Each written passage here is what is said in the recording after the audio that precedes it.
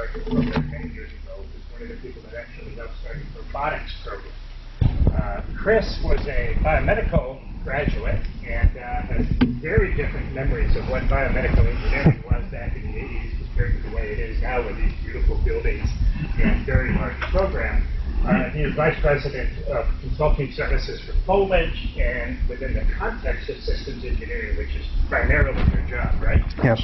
He will be talking a little bit about systems engineering strategy in the medical devices field, a little bit less about product development, a little more about actually the strategy of systems engineering. And Chris, thank you so much for coming back. Well, thank you. This is not too loud here. Thank you very much. It's a pleasure to be back on campus. I was reminiscing with David earlier when I was in the graduate program at WPI. My lab was in a closet in Alden Hall, and I was one of the first 8 students that really partook of that program. I come back now and look at all the campuses and labs, and I'm insanely jealous. It makes me want to wind the clock back 30 years and come back to school here and enjoy the program. When I talked to Don a number of months ago, he thought it would be beneficial to come in and share with this group some of my observations and in dealings with systems engineering within the context of the medical device and healthcare industries. A little bit of background, I got my grounding in system engineering a number of years ago at NASA, which was my first job out of WPI, and I got sort of the classical training in systems engineering, and then proceeded to spend the next 25 years working at a variety of medical device and biotechnology companies. And during those early years, I was really happy to see that industry strongly embrace systems engineering. But over the last 10 years, the industry has really lost its way, and there's been a dramatic decrease in the number of systems engineers. And what I want to talk to today is a little bit about the history of that, a little bit about what's going on in today's medical device and healthcare landscape. Thanks to mainly the Affordable Care Act, the entire healthcare industry and medical device industry is really being turned on its head, and as I'm going to describe to you today, is really crying out for a rebirth of system engineering within that community and industry. So in order to talk about the history of system engineering, really you've got to talk about 2 dominating factors which drove the industry to adopt system engineering. One is, the fundamental roots of technologies themselves, and the other is the pressures put on the industry by the FDA. And although I could probably spend the rest of the day talking about the history of the FDA because it's been an interested and sorted one, really what I want to focus on is those sets of regulations that were applied to and imposed on the device industry. And so just quickly, the FDA before 1939 had a variety of different names and sort of floated in terms of divisions within the government.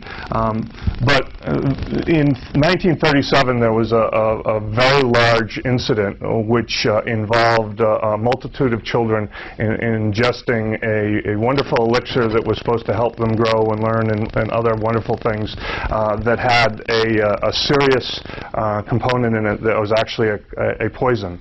And over 100 children died. And like any good government agency, that was really the catalyst for Congress to unite the powers of the FDA under one umbrella with the charter of safeguarding foods, drugs, and back then they used to call it therapeutic devices. And although the power of the FDA at that point was relatively limited, that is, they had no direct enforcement, they had to work through the courts, they were chartered with mainly safeguarding foodstuffs, as I said, in pharmaceuticals. In terms of technology, the first real boost that the medical device industry got was coming out of World War II. Thanks to the technology innovations, the transistor, radar, X-ray, etc., that was where we really started to see the first bolus of active diagnostic and therapeutic devices. And back then, those devices were mainly manual. They required a highly skilled operator to use them, and as a result, result, when there were serious adverse events or deaths or injuries, 9 times out of 10 they were always attributed back to the operator rather than to the device. However, as we marched forward and got into the 1960s, we began to see the first advent of computers and the first introduction of very early software systems, and that first transition from relatively dumb, straightforward manual devices to higher levels of automation and closing more of the loop around the instance themselves.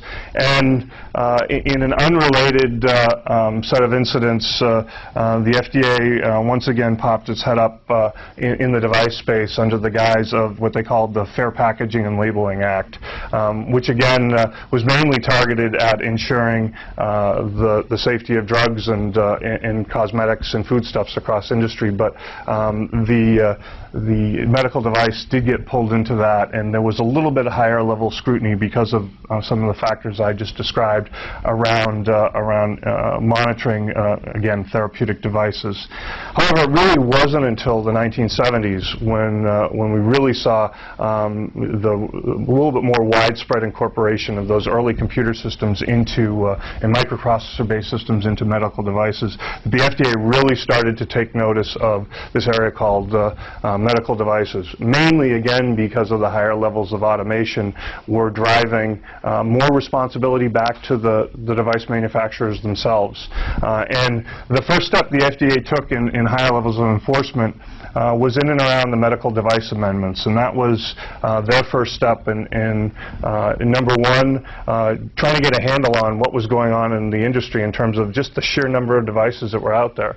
Up until that point, the FDA really didn't know the full extent of all the commercially available medical devices in the United States. So the first step was to require medical device manufacturers to register with, or at least notify the FDA before they were marketing a device. The second was it started to give the FDA some legs around imposing performance standards on devices. And so this was mainly around X-ray devices, which at that point were causing the largest number of patient injuries. But it set the standard for all of the now regulations and compliance areas that the FDA levies on each type of device in the entire industry. And several years after that, again, with this added scrutiny towards devices, the FDA finally got around to levying a set of requirements on the device industry that they had done decades before in the pharmaceutical industry, which is really focusing on manufacturing and requiring device manufacturers to register with the FDA, requiring them to adhere to strict rules and regulations around how they built products, what sort of records they kept, etc. But if you notice, everything is post-launch. They really hadn't done much in the way of getting ahead of the curve in terms of the medical devices. So, and that really didn't happen until after we saw the next big technology wave hit the medical device industry, which was in the 1980s when the personal computer really became commoditized and became an integral part of almost every medical device now that was being released. And what that drove was, of course, yet again, higher levels of automation within these devices, a level of, I'll say, unknown. Operators now were less skilled. They really didn't necessarily understand everything that was going on in the device, and they had to basically trust that the levels of automation and closed loop that manufacturers were providing were the right ones. And of course, we as an industry didn't necessarily get it right the first time, and we went through a period of stumbling with, and I'm sure if you Google it, you can see quite a lot of issues coming out of the 80s with device safety. In that time, too, the FDA, I think, having learned its lesson from past decades, looked at this new thing called software and got really nervous about what it meant specifically in the context of this industry. And they kicked off a bunch of studies that started in 1983 and went on through to 1989, where they were taking a look at what were the root cause issues around medical device failures. And lo and behold, I'm sure it's of great surprise to this group that most of the failures were not related to how the devices were manufactured, but how the devices were actually designed. And what that kicked off was a series of two different congressionally based amendments. The first was the Safe Medical Devices Act. That required, again for the first time, that if a device provided any level of harm or injury or looked like it did, there was a requirement by physicians and caregivers to report that to the FDA. So now tracking something that we commonly hear now in the news as adverse events. The second is it finally gave the FDA a real set of teeth in terms of enforcement. Not only could they go in there and impose issues around manufacturing, but now they could actually require manufacturers to recall devices. They could impose fines, and ultimately, if they believed a manufacturer was completely out of compliance, they could actually shut them down. So very strong set now of reactions to where the healthcare industry was going.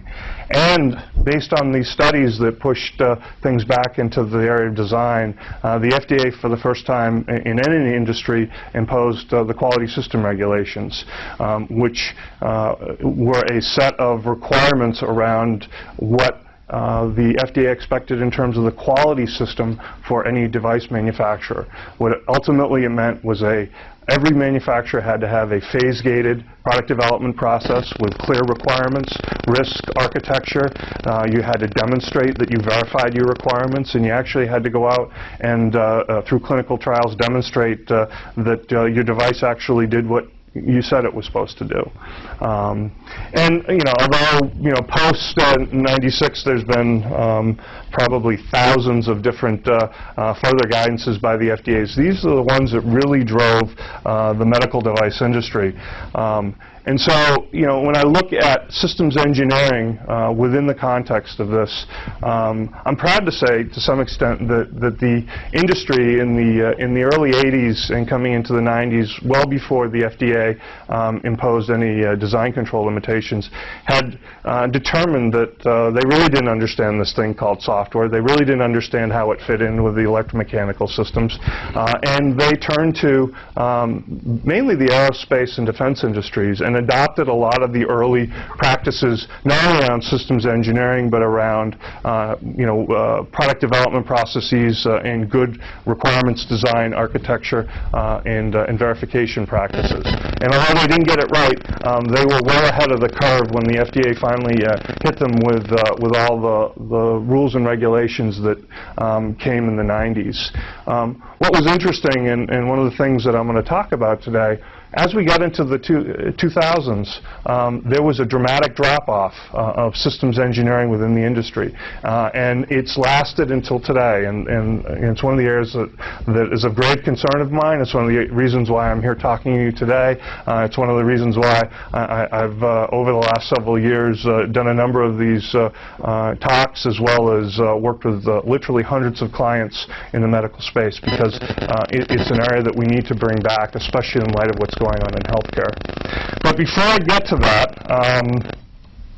I think I want to spend a little bit of time, at least within the context of medical device and healthcare, defining the role. I know this group is probably fairly homogenous in terms of your view of what system engineering means. I sadly can say, as I work in healthcare and life sciences and automotive and a variety of other industries, that there isn't a common understanding of what systems engineering is, and that's part of the problem. Is really trying to define that role and how it affects everyone. So, what I've been sharing, and again, I don't want to spend too much time on this because this is sort of preaching to the choir, and I think you're already there in terms of driving towards this. But what are the critical roles of the system engineer, mainly in the medical device? And the two ones that I think require a little bit of at least explanation explanation is one around the architecture. And one of the areas that I know we in the industry have really been focused on probably in the last 5 or 6 years is moving from a traditional waterfall approach to architecture to one of more of an iterative approach. And when I say architecture, it really isn't just the structural architecture of the system. It's that triad of requirements, risk, and architecture. It's the translation of, as SEI would say, quality attributes or quality attribute scenarios that are contextually based, focused on different stakeholders, and how those are translated into the fundamental design elements that will drive your product realization downstream. And it's an area I think is key importance because it allows, through that process, the system engineer to focus on the most important challenges, the most important architectural decisions up front. The other area that I see a lot of issues in and around is planning and coordination. I am still surprised that here we are in 2015, and I work with clients, and the first thing they do is they develop their project plan, and then they develop their architecture. And you ask the question, how can you develop a project plan and work units and work breakdown structures when you have no idea about the structure of the product? You have no idea about how you're going to build it, how you're going to phase it, how you're going to integrate it. So one of the key things and one of the key roles that I actively promote is that tight coupling between the system engineering and the project manager around how are you going to drive this project? How are you going to actually pull the schedule together? How are you structuring that work breakdown structure? And more importantly, how are you going to incrementally build the project through active integration plans and the use of emulators and simulators to build known good working components. And the last area is more of an evangelical role, the keeper of the architectural vision. Or as Sarah said, the system engineer is the owner of the glue among subsystems, the seeker of issues that fall in the crack, the technical conscience of the program. I love that quote because to me that is the fundamental continuing role of the system engineer. It's to work with the project team to make sure that they stay within the bounds of the architectural intent, that as they focus on their individual functional silos, that they all, that someone is watchdogging and keeping a lookout on the overall system itself. From a critical skills, again, I think these 6 areas, everyone would probably in this room agree that these are probably the fundamental foundational elements that make up a good system engineer. I thought I'd be a little controversial here and throw out this last one. I think there's a combination. I think good system engineers have scars on their back, have been through a little bit through the wars, and have that unique wisdom that's able to head off issues and direct. But there is also a strong component of processes and teaching them, and I think it's a blend. So last slide on this area before I get into the next section is I went through this with a client a number of years ago that was first rolling out system engineering within the context of their product development landscape. So this shouldn't be any surprise to anyone. It's a pretty typical phase-gated product development process, starting with concept and going through the other stages. And I went through with this client the exercise of applying the RACI model to the various cross-functional core team members. RACI being identification of who's responsible for doing an activity, who's accountable for getting it done, who needs to be consulted, and who needs to be informed. And I took that and I pulled out the system engineering piece of that, mainly around what activities do system engineers are either they're responsible for, accountable for, or actively need to be consulted for. And what we ended up with was a pretty interesting and yet scary picture of the breadth and depth of system engineering within the context of medical device development. And the converse of this is when you don't have someone fulfilling the systems engineering role, all the things that are potentially put at risk and impacted within that framework. So briefly spend a little bit of time on, so what happened to all the systems engineers? Did they all madly rush to aerospace and defense, or did they fly off to the edge of the world? The real question is what happened in 2000 and why the big drop. And really, as I looked at it, there were two significant events that impacted not only medical and life sciences, but all of our lives. That was the dot-com bubble burst and, of course, 9/11. And the impact that that specifically had on the medical device industry was one of a pullback in a lot of venture-backed funding and investment in research, as well as for a lot of the big Fortune 100 and 500 companies, some severe loss in capitalization. What ended up happening is we lived through that era were significant amounts of layoffs within these industries, and really a refocusing on what are they going to be doing short term and what do they really need. And coupled with that was a focus not on innovative development activities, but a focus on line extensions, bug fixes, and feature additions. And so that the industry really retracted quite a bit, looked at what are the types of people, what are the types of engineers that I need to support these very straightforward, non-innovative activities. And systems engineering was not amongst some that really lived through that.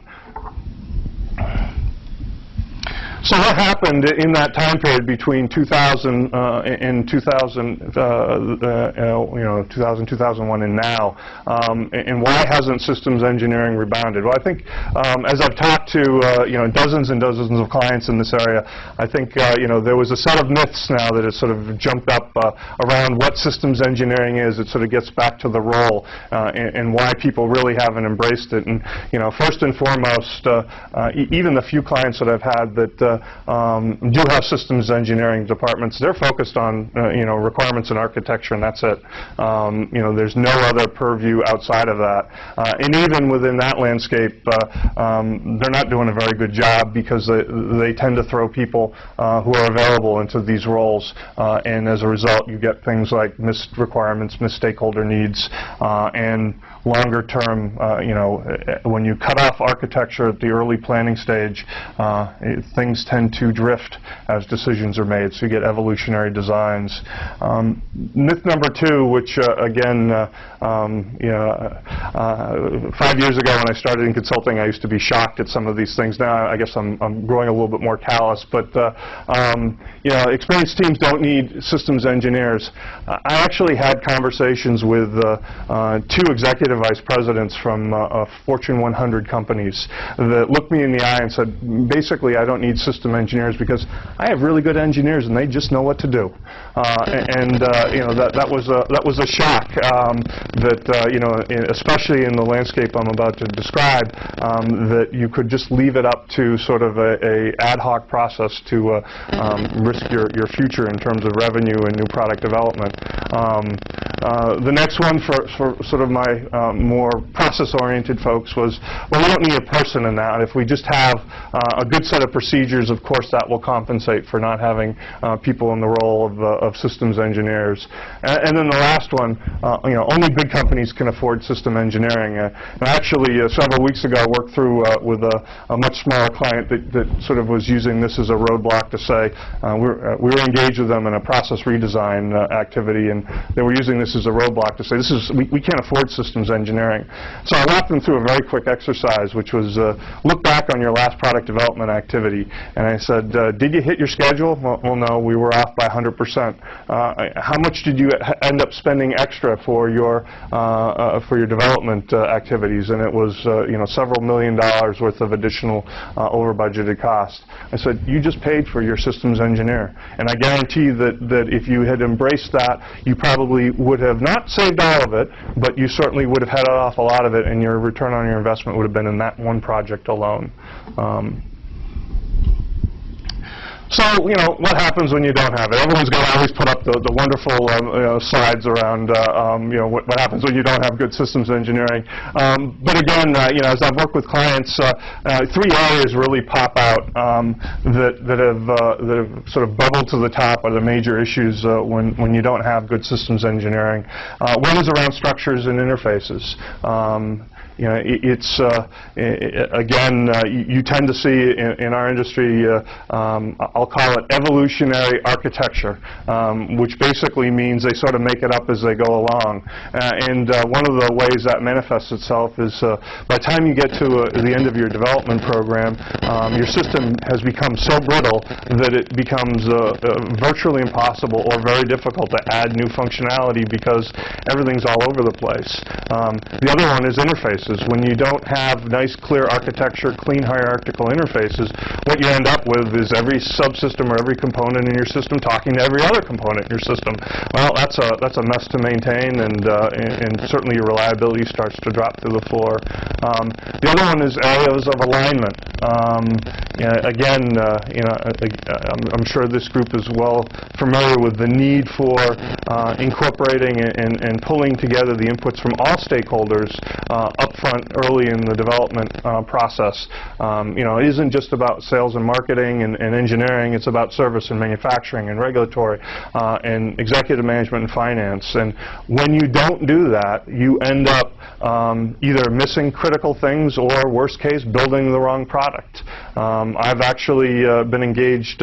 Last year I had 3 different clients that hit us halfway through their development cycle because, oops, they forgot to incorporate service, and they're actually going to have field replaceable units, and the system hadn't been partitioned for that. Or worst case, occasionally you run into folks that engineering decided to build the product, they drove the requirements, and they got it ready to launch, and marketing said, there's no market for this. And all of a sudden now you've just wasted a tremendous amount of dollars and time. And the last is around context.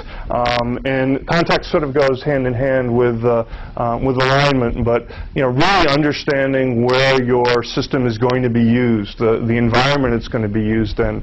I had an interesting situation beginning of last year. A client came to us, and revolutionary product. It was monitoring how deep someone is under anesthesia, and was able to reduce the amount of anesthesia being delivered to the patient, so keeping them right on what they call twilight sleep. And the implications of that are huge, because what it means is there's less trauma to the patient, they recover quicker, they go home faster. So unbelievable ROI for any hospital. They got finished the product, they went out, they started trying to sell it. Every single hospital said, phenomenal product, but in our context, you have to have connectivity out to the electronic medical record system. Do you have that? And they went, oh, no, we didn't account for that up front. And they couldn't sell the product. They literally could not sell the product. So they came back to us, and we ended up in a very quick program doing a crash interface. But again, there's a perfect example of today's medical landscape. You can have the ideal product, but if you don't fit into the framework that they're looking for, you're not going to get very far. Yeah. I do not. No.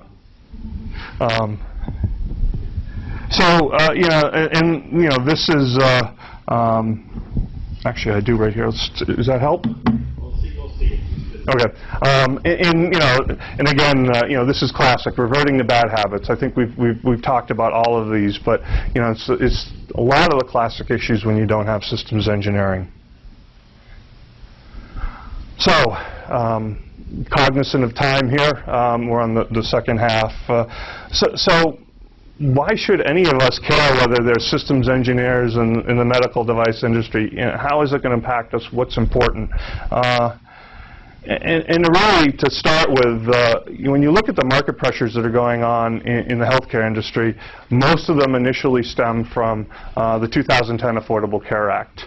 That really set the stage for 2 major external pressures on the device and healthcare industry. One was around cost containment. So real focused drive to get costs down, both in services and delivery.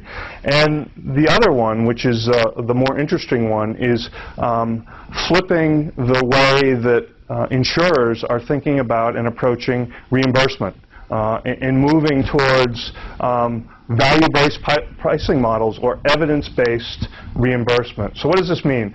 So classically, insurance companies pay for services. You go to the doctor, he does an exam, that's a service, they get paid for it. You got a problem, you get an x-ray, an MRI, etc. That's a set of services, they pay for it. Now under the Affordable Care Act, in conjunction with cost containment, they're sitting down and saying, you know what, I really only want to pay you if the outcomes are good. So, you know, it's great that you did all these services, but if the patient's no better at the end than when you started, you really haven't done anything. And so there is now, and you know, again, if you follow, you know, even you know the Boston Globe, et cetera, there's been a lot of articles about, you know, evidence-based medicine, outcome-based medicine, compliance-based medicine. You know, so this is a drive to, you know, push all of us and our doctors to perform. But the implications of that, how do you prove to your insurance company that your outcomes are good? And we're going to talk a little bit about how the industry is doing that and what impact it's had on medical device and healthcare. Regulatory and changing regulatory compliance, that's a norm for the business. It's not getting easier, it's getting harder. You know, in this very litigious world we live in, you know, the regulatory agencies are you know, cracking down more, enforcing more. I was speaking with someone earlier, you know, about this topic and saying, if you're a local person, you go back about 3 or 4 years, and you remember Boston Scientific was in the news pretty much every week. They were either buying a company or the FDA was shutting down one of their manufacturing facilities, and this went on for years and years and years. I think at this point they've got their act pretty much straightened out, but you know, the FDA is not bashful anymore, and they're erring because of all the publicity on the side of caution. So if they think you're sort of doing something bad, they're going to shut you down and then go in there and find out what's actually going on. You know, and another area which is an interesting one that we've been watching is commoditization. And medical devices, for the most part, are becoming commoditized. As more you know, third world markets are coming online, as more you know, engineering groups worldwide are coming online, we're seeing an erosion of the uniqueness of medical devices. I mean, think about it. You know, you go on Amazon and you can buy a ECG monitor for your cell phone that hooks in a non-invasive blood pressure to a Fitbit to measure your activity. I mean, the number of devices that are out there that, you know, used to require a prescription now are all available for us to manage our own health care, and as a result also push down the prices and increase the competition. The other one is an interesting topic, which is consumerization. And the perfect example I give around this is drug companies. Think about watching TV at night.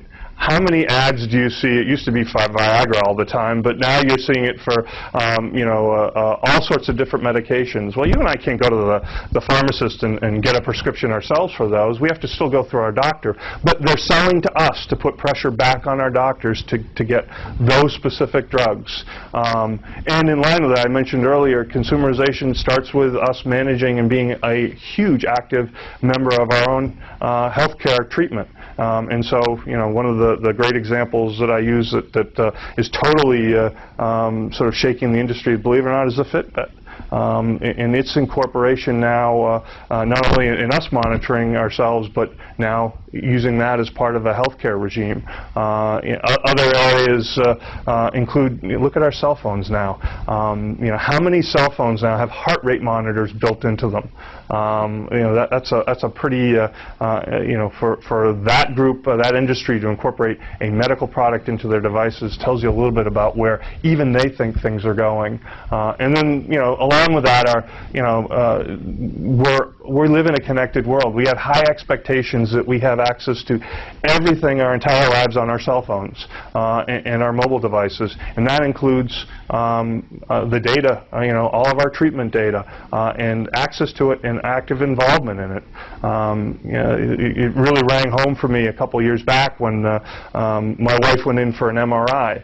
And at the end of the session, they handed us a DVD with her MRI on it with a open source viewer, and I got to sort of jog home and play amateur radiologist and trying to do my own diagnosis. But what a change in attitude for the medical industry.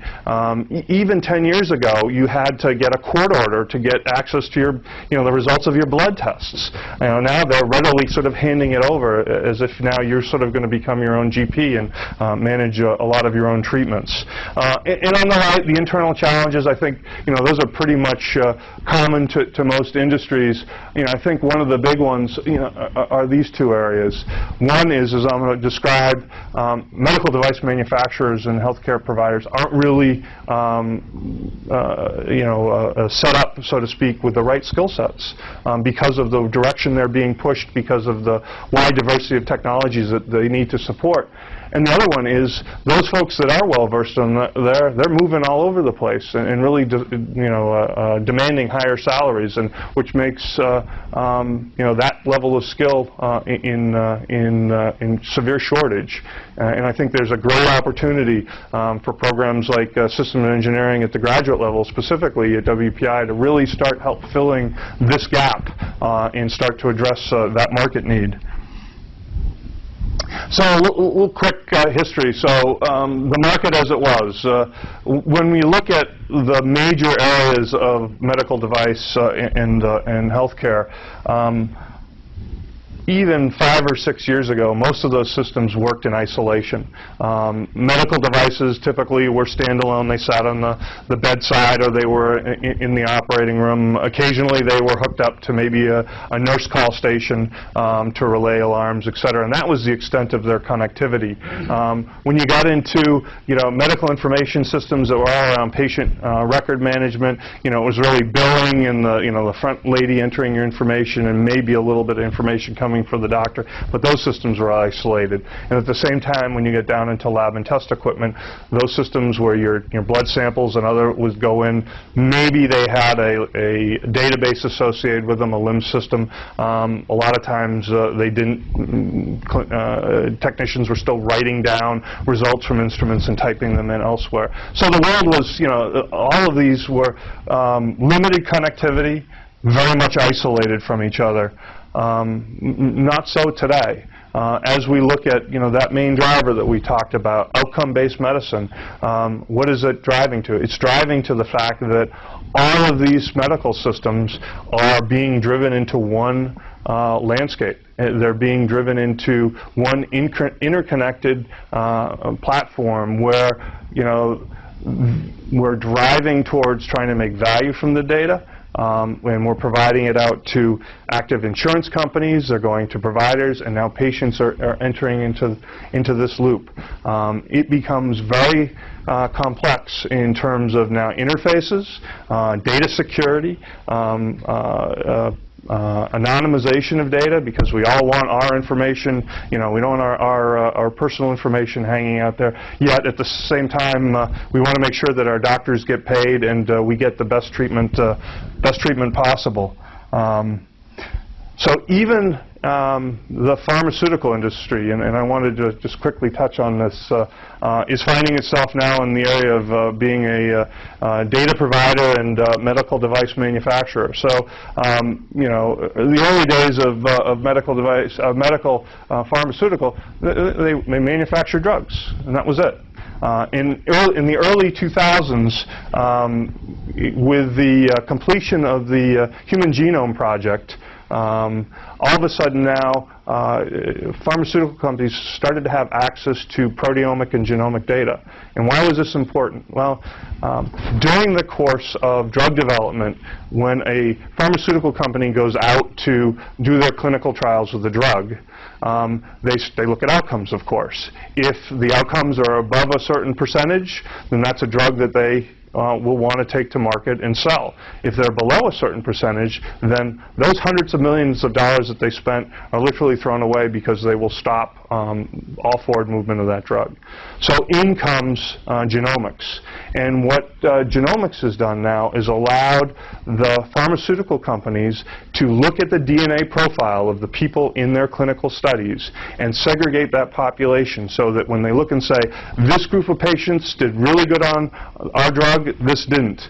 What are the common genetic factors of this group? What are the common genetic factors of this group? So now, and you've all heard the word personalized medicine. So now I have a way of looking at your DNA and your disease state and picking a drug that's best suited for your specific DNA profile. What that's meant for pharmaceutical companies is they can bring more products to market. what it's also meant is now, in something called companion diagnostics, they're smack dab in the middle of being now a medical device provider, because they're providing the instrumentation that does the genetic profiling, the software that makes the clinical determination, and having to release this out like any other manufacturer with all the support issues and all the ramifications in terms of FDA. The other area that they've gotten active in is something called combination devices or combination products. So I briefly mentioned earlier, and you may not have picked up on it, so the insurance companies are looking for two things. One is outcome-based medicine, so what were the results? And they're also looking at compliance-based medicine, which means if the doctor told you to take your medication 3 times a day, did you actually do it? And that's an interesting question. So how do you manage that, and how do you actually provide data to support that? And so where the insurance companies have started are some of the high-end cancer drugs, the ones that are $2,000, $3,000, $4,000, $5,000 a dose, and they're requiring the pharmaceutical companies to build smart injectors that have electronics in them that as you deliver your drug, it sends a signal to your cell phone, which has got now software that the pharmaceutical company manufactured, scary thought, and then that goes out to the cloud to some database where it's captured and then provided to insurance companies as well as your doctor and as well as the patient themselves. So, wow. Okay, so now I've got a pharmaceutical company that's, building an electromechanical device with some smarts, writing mobile app software, and as well as cloud-based software, and interfacing out to a variety of insurance-based health information connectors. Very interesting space. Talk about the need for systems engineering. So the other fundamental shift that is being driven by not insurance but by the market is one of a shift from medical device companies selling solutions and not products. And I think we've all probably heard about cases of this. The most widely publicized example of this in medical was a number of years ago. Medicaid and Medicare slashed reimbursement for glucose strips by 70%. So overnight, you had some very large players like Johnson & Johnson that literally lost tens of billions of dollars in income through the wonders of a congressional bill. And it really forced that industry to rethink what they were doing and the value they were providing and how they were going to make income. And so overnight, you saw a tremendous revenue drop. You saw a lot of players exiting the market, and at the same time, you saw a huge amount of pressure from commoditization. And the example I'll use there is next time you're in the Walmart, walk down the road towards the pharmacy and look at the section that's clearly marked glucose meters. There's probably at least 24 different glucose meters that they're selling in Walmart, including, believe it or not, Walmart has their own brand of glucose meter, FDA approved, called the Reliant. So the landscape is huge. Everyone was in that market because of the huge profits. When the profits disappeared, some people pulled out. And the companies that ultimately stayed around were able to make the transition to selling solutions. And what does solutions mean? Well, they were able to pull data out of their glucose meters, again, to the mobile device, to a back-end cloud service where they now could help actively manage the diabetics' lifestyle and health. So looking at now integrated data services. So what were my glucose levels? When did I take my insulin? When did I eat? Helping them predict when they should take their next shot, providing that information back to the doctor to help manage their care better. So again, shifting from providing hardware to providing data-centric solutions.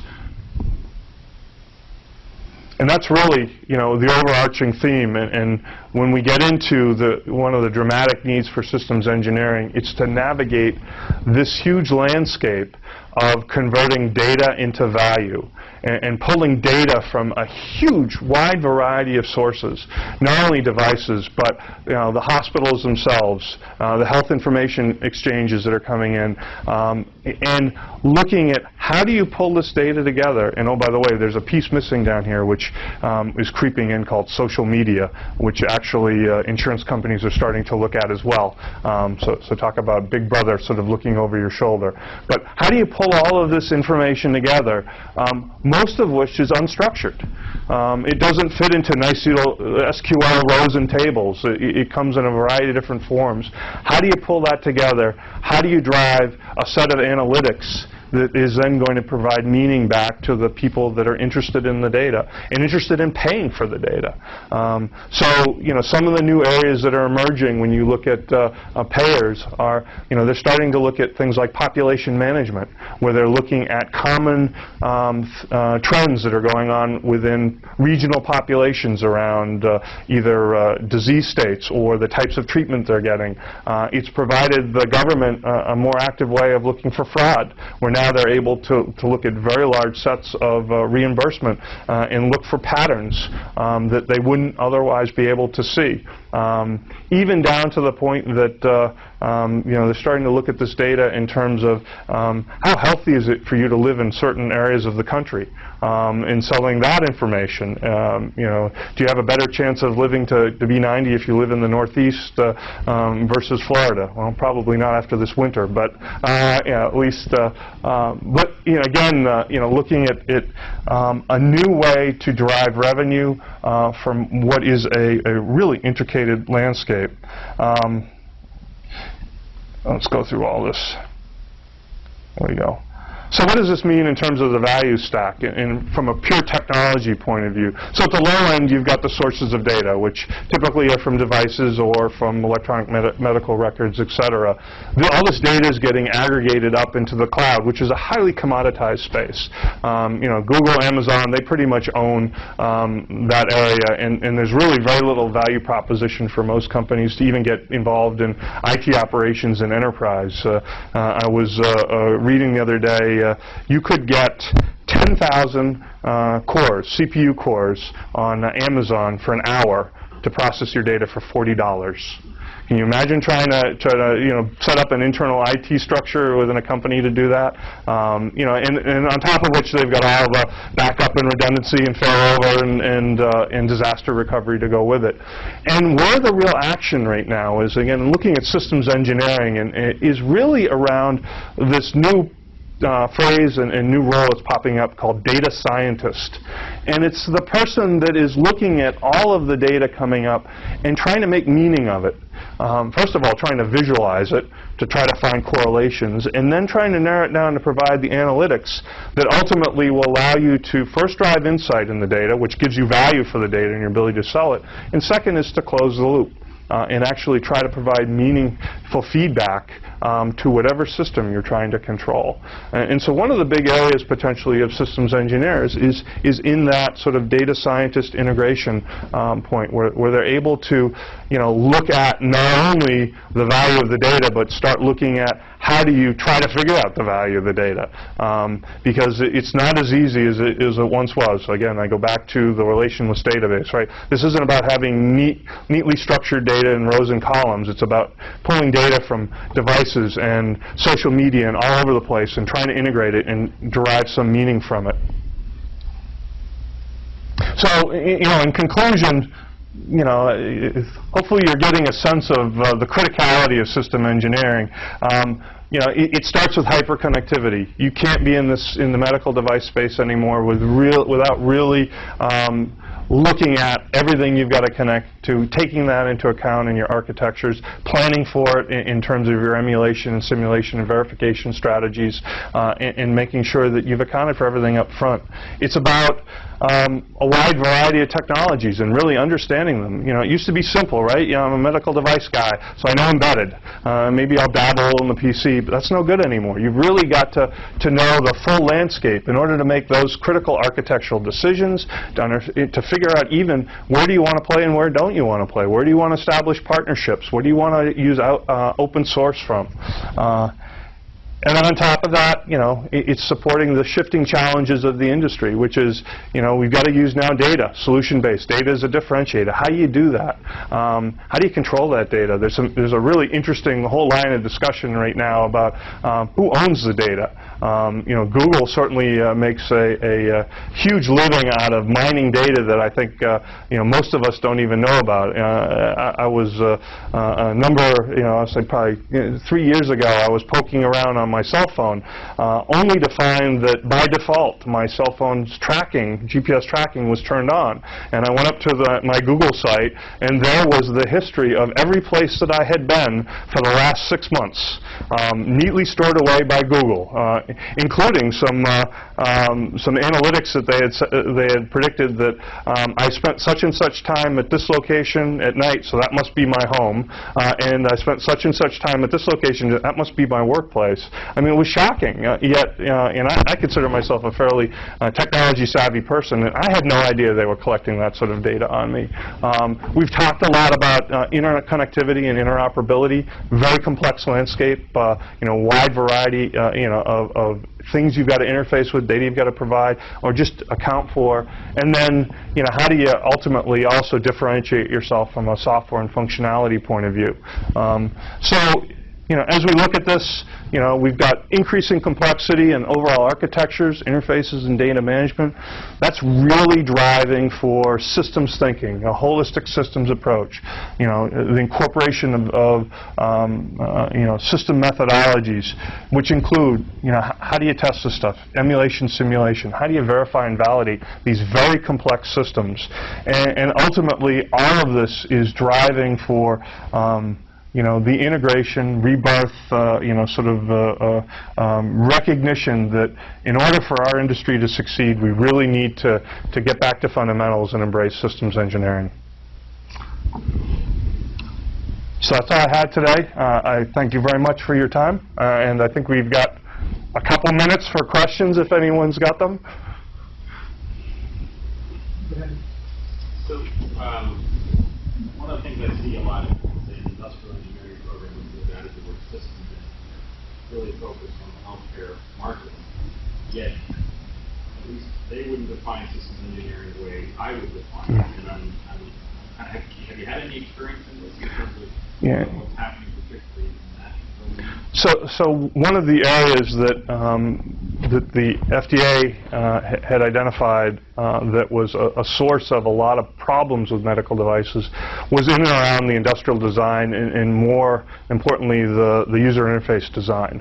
And so a number of years ago they came out with a set of very strict requirements around activities that medical device manufacturers must go through upfront around looking for mocking up the human interface, mocking up the industrial design, and intentionally looking for areas that the device could be misused. And so, a lot of people call that systems engineering. It really is human factors in industrial design engineering. Yeah. One of your first slides, you showed the life cycle and you showed where systems engineers were sort of leading or technical reference. And the concept description said you didn't have that yellow. I was curious why that wasn't there. So in the context of that client, the concept was a single-page marketing document that had come in that really was kicking off the process to say, here's the original concept, here's where we think we can sell it. It was almost like a mini business plan. So at that early stage, systems engineering wasn't involved. More questions. The healthcare industry has a big investment in the word pathology. Does systems engineering have a sense of systems pathology, do you think, that it can offer? So that's interesting because that word has many different contexts depending on where you're applying it. So pathology and toxicology studies is for example, one of the mainstays of the drug industry around managing to make sure that the drugs don't have any unintended side effects. So what I can tell you that's going on in that space that is related to systems engineering is a shift from doing lab demonstration to the use of simulation, emulation, and modeling. And you know, I could probably spend the rest of the afternoon talking about where the pharma industry is going, but one of the interesting things that's happening in that space is you're seeing a lot of little boutique companies starting to form that are predicting drugs. And so, how to say this better, in the late 80s, early 90s, in aerospace, there were, and I worked at Moffett Naval Air Station, huge number of wind tunnels. Almost overnight, all those wind tunnels got closed because of fluid dynamics and computer modeling. The same thing is happening in the pharma market right now. They have gotten good enough at building their models around the human body, around disease pathways, that they're starting to be able to test different drug regimes. One of the areas they're focusing on is simulating pathologically based, toxicology-based outcomes without ever touching a rat, a human, or any other live animal model. We're going to have to wrap it up. Chris, thank you very much. Thank you.